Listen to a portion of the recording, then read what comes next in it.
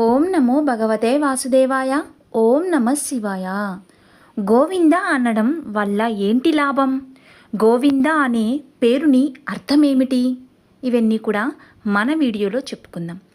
Go plus వింద అంటే Govinda. Go అంటే ఆవులు, భూమి, వేదాలు, ఇంద్రియాలు, వాక్కు. వింద అంటే కాపాడేవాడు, తెలిసినవాడు. గోవిందుడు ఆవులను కాచేవాడు, భూమిని కాపాడేవాడు, వేదాలను రక్షించేవాడు, మన ఇంద్రియాలను అదుపులో పెట్టేవాడు. గోవింద నామం చెప్పడం వల్ల 7 లాభాలు. 1. కలిదోషం పోతుంది. కలియుగంలో మనుషులకు పాపాలు తొందరగా అంటుకుంటున్నాయి. శాస్త్రం చెబుతుంది, కల్మష చిత్తానాం పాప ద్రవ్యోపజీవినాం. గోవిందనామం సంకీర్తన కలై ముక్తి సాధనం.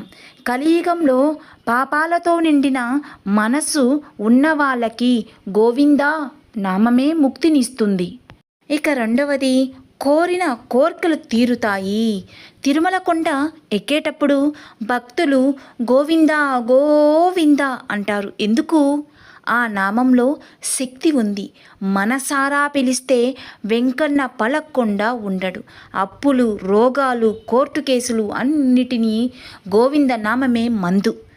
3వది, భయం పోతుంది. దయ్యం, భూతం, శత్రు భయం, చావు భయం, ఏ భయం ఉన్నా గోవింద అంటే చాలు. ప్రహ్లాదుడు నారాయణ అన్నాడు, స్తంభం నుండి స్వామి వచ్చాడు. నీకు వచ్చే ఆపదలో కూడా గోవిందుడే వస్తాడు.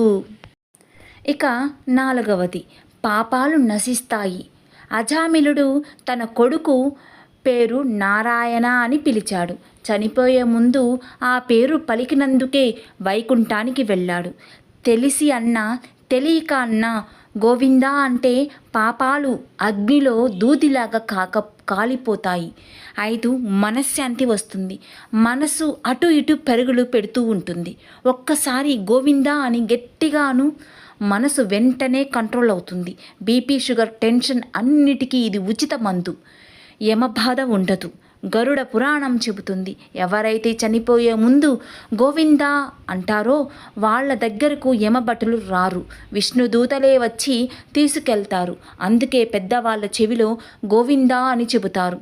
7, సర్వదేవతా పూజలతో సమానం. 1000 దేవుళ్ళు పేర్లు చెప్పినా రాని ఫలితం ఒక్క గోవింద నామము అంటే గోవింద అంటే వస్తుంది. ఎందుకంటే సృష్టిలో ఉన్న దేవతలందరూ గోవిందునిలోనే ఉన్నారు. ఆయన పేరు చెబితే అందరికీ చెప్పినట్టే. ఇక ఎప్పుడు అనాలి? నియమం ఏమీ లేదు. లేచిన వెంటనే, పడుకునే ముందు, పని చేస్తూ, కారు నడుపుతూ, భోజనం చేస్తూ, బాధలో సంతోషంలో ఎప్పుడైనా అనవచ్చు. స్నానం చేయకున్నా మైలతో ఉన్న గోవింద అనవచ్చు అని పెద్దలు చెబుతారు. ఆయన పేరుకి మైల అంటదు.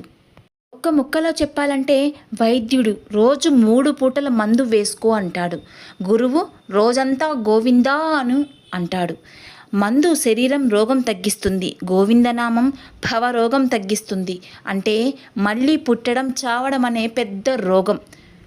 గోవిందేతి సదా స్నానం, గోవిందేతి సదా జపః. ఎప్పుడు గోవింద అనడమే స్నానం, అదే జపం. ఆపదలో ఉన్నవాడికి గోవిందనామం తెప్పలాంటిది, మునగనివ్వదు. 7 కొండలవాడ వెంకటరమణ గోవింద గోవింద.